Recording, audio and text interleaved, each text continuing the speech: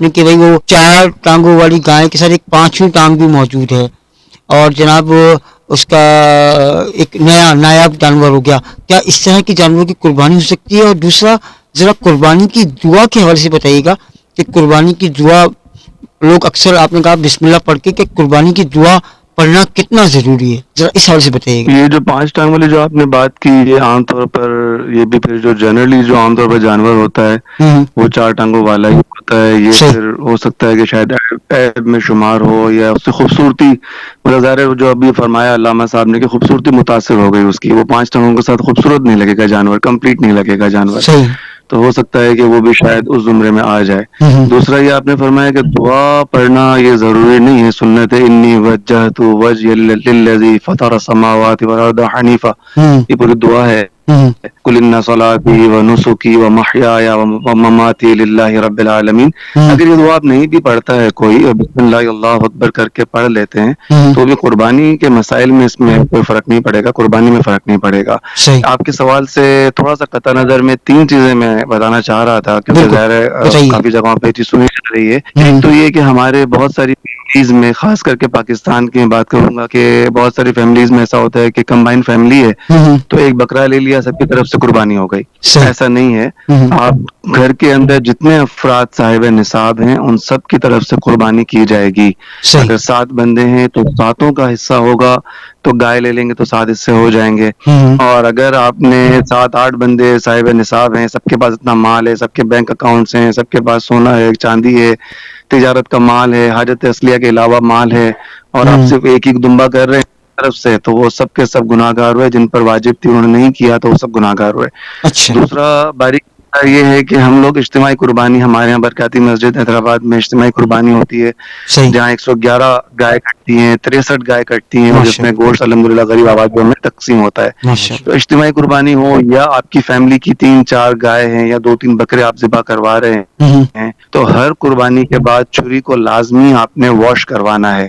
ایسا نہ ہو کہ آپ نے گلا ذبح کروایا اور اسی خون آلود چھری سے دوسرا گلا بھی ذبح کروا دیا. تو یہ احتیاط ضروری ہے، کیونکہ وہ چھری، وہ خون آلود چھری ہو گئی، ناپاک چھری ہو گئی، آپ ناپاک چھری سے دوسرا جانور ذبح کر رہے ہیں. تو علماء اس کے لیے بھی احتیاط حکم دیتے ہیں کہ احتیاط کی جائے.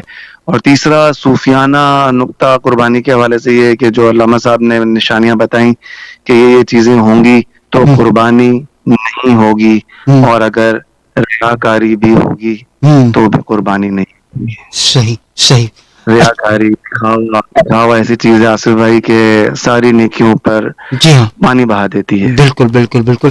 تو جناب یہ قربانی کے حوالے سے گفتگو، اور ساتھ ساتھ ذرا صدیق صاحب یہ بتا دیجیے گا کہ جو نماز ہے ہماری، کہ اکثر ان کے سال میں 2 دفعہ نماز ہوتی ہے، ایک عید کی نماز ہوتی ہے اور ایک بقرعید کی نماز ہوتی ہے. عموماً ہم جیسے لوگ گناہ گار لوگ تو شاید نماز عید کی اور بقرعید کی پڑھتے ہیں.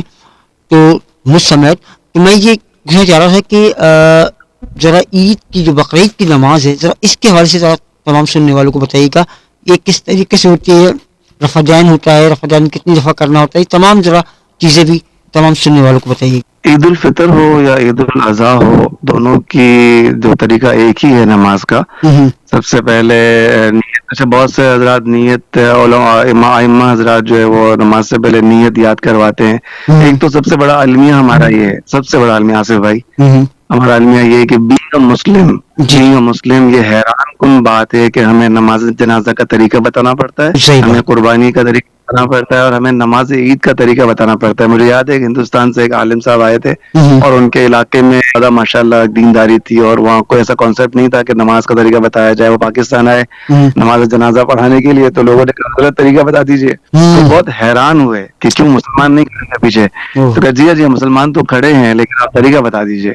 تو بڑی حیرانی ہوئی. خیر بہرحال ہر دفعہ ہر عید کی نماز سے پہلے طریقہ بتانا پڑتا ہے. تو پہلے نیت بتانی پڑتی ہے کہ نیت کرتا ہوں میں 2 رکعت نماز واجب عید الفطر یا عید الاضحیٰ مع زائد 6 تکبیروں کے، منہ قبلہ شریف کی طرف پیچھے. یہ ساری تفصیلات اگر آپ نہیں بھی بولتے نیت میں، آپ گھر سے عید کی نماز پڑھنے ہی تو نکلے ہیں، آپ کی نیت عید کی نماز پڑھنے کی ہے، تو آپ کی نیت ہو گئی. آپ نے آگے سے اللہ اکبر کہہ دینا ہے اگر امام کے ساتھ، تو تو آپ کی نماز شروع ہو جائے گی. تو اس میں اتنا زیادہ پریشان ہونے کی ضرورت نہیں کہ یار نیت پہلے یاد کروں, نیت کرتا ہوں میں 6 نماز آئے 6 تک, تو یہ سارا یاد کرنے کی کوئی ضرورت نہیں. کر لیں تو بہت اچھی بات ہے.